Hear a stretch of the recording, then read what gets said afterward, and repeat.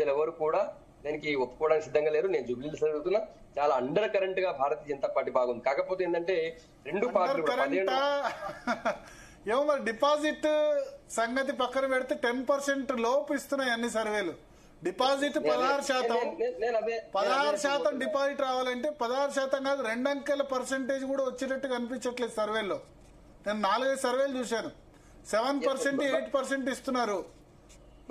భరత్ ఇప్పుడు వచ్చినటువంటి సర్వేల్లో పేరున్నటువంటి పెద్ద ఆర్గనైజేషన్స్ ఏవీ లేదు.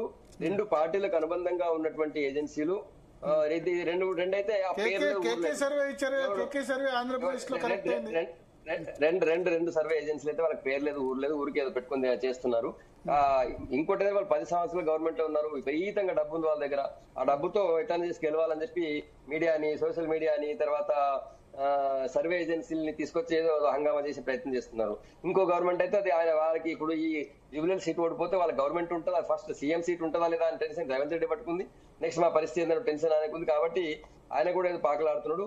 కానీ 100% గా భారతీయ జనతా పార్టీ అక్కడ మీరు ఊహించినటువంటి రిజల్ట్ చూడబోతున్నారు. ఎందుకు భరత్ అంటే నీ ఎక్స్పీరియన్స్ అయినా నా ఎక్స్పీరియన్స్ అయినా చూసాం మనం.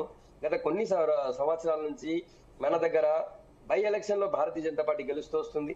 తర్వాత బై ఎలక్షన్ల చరిత్ర వదిలేసేయండి, మీరు అసెంబ్లీ ఎలక్షన్ తర్వాత భారతీయ జనతా పార్టీ పరిస్థితి తెలంగాణలో మీరే చాలా సార్లు అనాలిసిస్ చేశారు. నేను మీ అనాలిసిస్ విన్నాను. అసెంబ్లీ ఎలక్షన్ తర్వాత జరిగినటువంటి ఎంపీ ఎలక్షన్ లో కాంగ్రెస్ కి ఈక్వల్ గా ఎంపీ సీట్లు వచ్చినాయి. ఆ తర్వాత ఈ మధ్య కాల 5-6 నెలల కింద గ్రాడ్యుయేట్ అండ్ టీచర్ ఎలక్షన్ లో 4 ఉమ్మడి జిల్లా. నేను చెప్తున్నా నా అనాలిసిస్ ఇవాళ చెప్తున్నా, మీరు రాసి పెట్టుకోండి. నవంబర్ 4 నా అనాలిసిస్ చెప్తున్నా. నేను డిస్కరేజ్ చేయడం కాదు, బీజేపీకి డిపాజిట్ రాదు. నా అనాలిసిస్ ఇంకా తక్కువ 10% లోపే వస్తున్నాయి. కొంచెం కష్టపడితే 10% పెరుగుతాయి. నవంబర్ 4 2025 చెప్తురా అంటే ఇప్పుడు మీ అనాలిసిస్ ఇప్పుడు నా అనాలిసిస్ చెప్తా. నవంబర్ 4 2025 చెప్తున్నా. నవంబర్ 14 మాట్లాడదాం 10 రోజుల తర్వాత. నా అనాలిసిస్ మీరు ప్రయత్నం చేస్తే 10% దాడుతుంది, లేకపోతే ఇప్పుడు తప్పు. చాలా తప్పు మీ అంచనా. ఇప్పుడు మీరు సరే మీరు ఉన్నారు, మీరు ఒక లీడర్స్ ఒకటి ఏంటంటే మీ లీడర్స్ ఎవరు కోఆపరేట్ చేయట్లేదు, మొత్తం కిషన్ రెడ్డి మీద వేసేసారు అంటారు.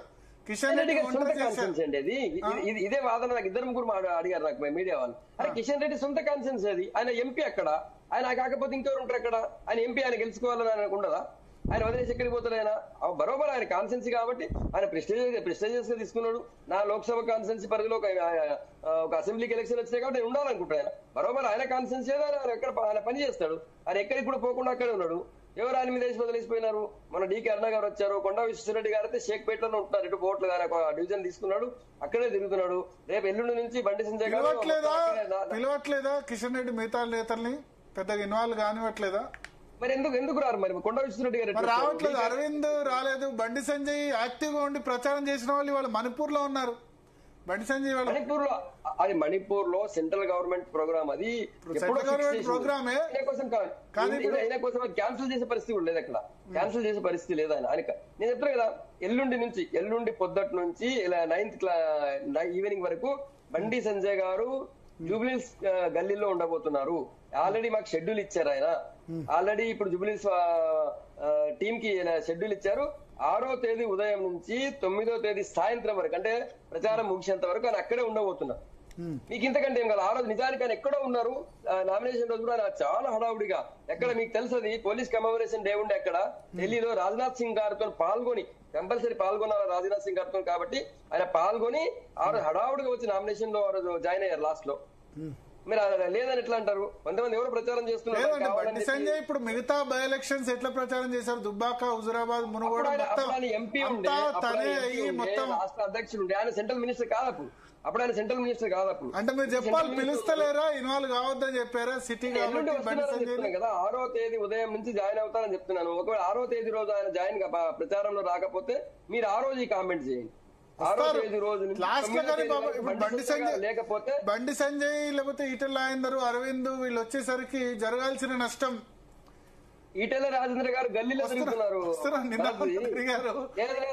లేదా అంటే ఇప్పుడు కాంగ్రెస్ మీరు ఒక మాట సంగప్ప గారు, కాంగ్రెస్ బీఆర్ఎస్ లీడర్ చూడండి, జూబ్లీస్ తప్ప వేరే ఎక్కడ కనబడట్లేదు. కానీ మీ పార్టీ నేతలు మాత్రం వాళ్ళ కాన్స్టిట్యున్సీ తిరుగుతున్నారు, మిగతా తిరుగుతున్నారు. దాంతో పాటు జూబ్లీహిల్స్ వారం రోజులు, ఒక రోజు 2 రోజులు. మీరు బీఆర్ఎస్ కాంగ్రెస్ నేతలు చూడండి, ఇక్కడ జూబ్లీహిల్స్ గల్లీలో తప్ప ఎక్కడ కనిపించట్లేదు. కాన్స్టిట్యున్సీ తిరుగుతున్నారంటే రాష్ట్రంలో జూబ్లీహిల్స్ ఎలక్షన్ ఒక్కటే లేదు, మొత్తం పంటలన్నీ కొట్టుకుపోయినాయి, ధాన్యం అంతా కొట్టుకుపోయింది. ఏ ఒక్క నాయకుడు, నా కాంగ్రెస్ వాడు పోలేదు, నా మంత్రి పోలేదు, నా బీఆర్ఎస్ పోలేదు. మా రాష్ట్ర అధ్యక్షుడు రామచంద్రరావు గారు 3 జిల్లాలు ఒకటే రోజు పోయి సూర్యాపేట, నల్గొండ, ఖమ్మం జిల్లాలో పోయి మాట్లాడొచ్చారు. రైతులకు భరోసా కల్పించారు, ప్రభుత్వం పైన ఒత్తిడి చేసే ప్రయత్నం చేశారు.